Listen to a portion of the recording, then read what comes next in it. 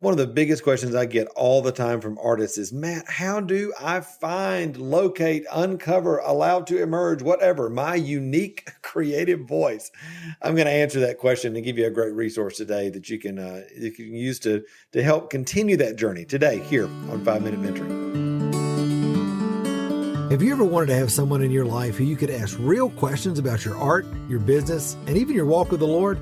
Well, that's exactly what we do every Friday here on 5 Minute Mentoring, where I answer one question from one of my awesome podcast listeners in order to help you start really thriving as the artist you know God created you to be.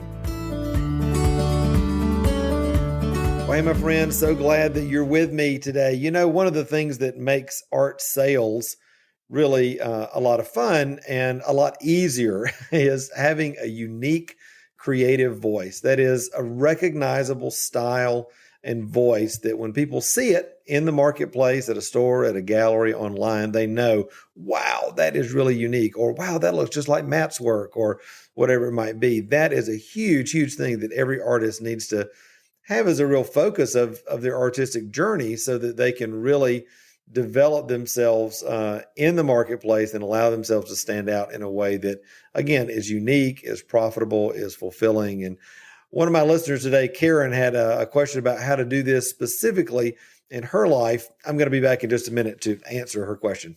Here's Karen. My name is Karen Neighbor. I'm from Indiana, and I am an abstract artist, primarily working with acrylics. And my question is, how do you go about coming up with your own inspiration, ideas? I'm really good at copying other people's work and other artists. However, coming up with my own ideas and style is a lot more difficult.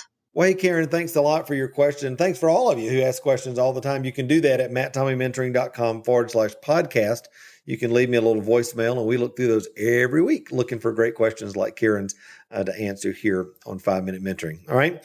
So, Karen, how do you do this? How do you find, your unique inspiration, your unique voice? Well, first of all, and I tell this to people in the mentoring program all the time, I don't really believe that your unique voice is something that you find as much as I believe that it's something that emerges over time. And that comes as you're in the studio, as you're doing the work, as you're continuing to fill your creative well, as you're continuing to do the things that are super important for all of us as artists. It's important to realize also that all of us start in a place of emulation, which is kind of what you're describing in, your question there. All of us start out looking at Pinterest and going to take a class and looking at artists that inspire us. And maybe you learn for you, you're a painter. For me, I'm a weaver.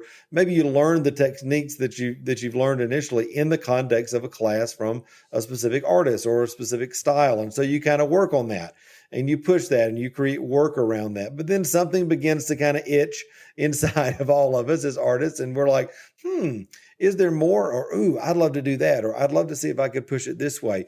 And so you move from that emulation, just straight up copying and straight up creating work in the style of, really into what I would call exploration. That is, you now move from just one inspiration into looking at lots and lots of different artists, art techniques, things that are out there. And you just begin to play and you begin to explore and you begin to think, okay, what can I begin to bring into a cohesive expression of my art that continues to work together, like I said, cohesively to create work that really is beautiful, that's unique, that resonates with me as an artist, resonates with the market. I know for me, over time, as I began to master a lot of my basketry skills, I got kind of bored. And so I started looking at other ways to incorporate different materials, different treatments, different surface designs, different positioning, different shapes, all of that into my baskets in order to get a much different aesthetic. Well, that took several years, of playing around, of listening, of making ugly ones and making beautiful ones, and but I was always pushing, and I think that's the thing with all of us in that exploration time.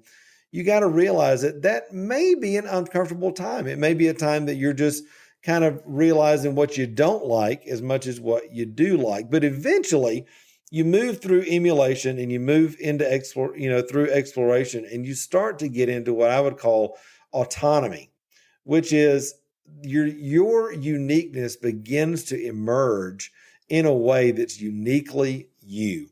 The techniques, the materials, the limiting factors, the inspiration that you've chosen, all of those sort of things start to kind of click and start to work. And all of a sudden, not only you start to recognize it, but others around you in the marketplace, other artists, you start to get this kind of idea that, wow, okay, what I'm doing is really resonating with people. There's a difference here. There's a maturity that's coming in the work. And that's really how that unique voice starts to emerge. I look at my own journey, not that it has to take everybody, 25 years, but I started making baskets when I was like 19 years old back in the mid 90s. I did that for 15 years just as a hobby, just kind of playing around with traditional patterns, traditional materials, that sort of thing, until 2009 when I started to push into my work more and really try to find something unique. Now, even though I was doing kind of traditional work back then, my work was unique in the materials and limiting factors that I had and that sort of thing. But when I really got focused on going it artistically, that's when things really took off. And it took, like I said, a couple of years, but it wasn't long that all of that inspiration, all of that work, all of that studio time, all of that exploration that I'd done in the studio really began to pay off. So first thing I would say, Karen, trust the process. Continue to fill your creative well with lots and lots of inspiration. Do the work. Show up in the studio on a regular basis. Every day, do something with your art so that you know that you're consistently showing up in the studio. Push the concepts that explore, play, make ugly stuff, do experimental work, make time to just, play and experiment in the studio so that you can try out the new ideas that are coming. And most of all, I think just listen. Listen to your heart, listen to the materials, listen to the results of what you're creating, listen to the market and other artists that you respect you've given permission to speak into your work, and trust the process that over time, as you do that, your unique voice will emerge. All right. Also, I think, continuing to develop mastery in your skills, continuing to make sure that you're not just resting on your laurels, but you're continuing to enlarge your capacity. All of those things are really, really, really important for allowing your unique voice to emerge. Now, Karen and everybody that's listening, I've got a great little mini course that's called Finding Your Unique Artistic Voice. And I'd love to get that in your hands. It's just $37. It's a great little video series that I did on this process where I go a whole lot deeper into uncovering the process of how you can allow that voice to emerge. You can grab that right here in the show notes. Just click the link and it'll take you to our website. You can get immediate access to it, and you can grab those videos, the worksheets that go with them, and continue the process of finding your unique voice. All right. Karen, thanks for your question. Thanks everybody for listening. I love you very much. And until next time, remember, you were created to thrive. All right, bye. Hey, my friend, real quick before we go, I want to make sure that you knew about the Thriving Christian Artist Conference. Yes, we're doing it this year. It's going to be virtual. It's going to be incredible. Wherever you are in the world, you can attend. It's going to be Friday and Saturday, March 5th through the 6th, 2021. It's going to be online. We're going to have some incredible speakers. I'm inviting all my friends who are artists, great business leaders, ministry leaders, people like Teresa Dedman from Bethel Church, Stephen Roach with the Makers and Mystics podcast, Shay Bynes, Gene Oliver, Jim Baker with Wealth with God, Mark DeJesus talking about healing the heart, Alan Arnold, the story of with. We're going to be talking about art licensing, overcoming the imposter syndrome. Dr. Darlene Mayo is going to be there, who's a world-class neurosurgeon, talking about renewing your mind. We're going to be talking about social media, how to find your clients. Listen, there's no other conference in the world that's like that helps you thrive spiritually, artistically, and in business. You got to be there. All right. So click the link that's right here in the show notes to find out all about how you can register for the Thriving Christian Artist Conference.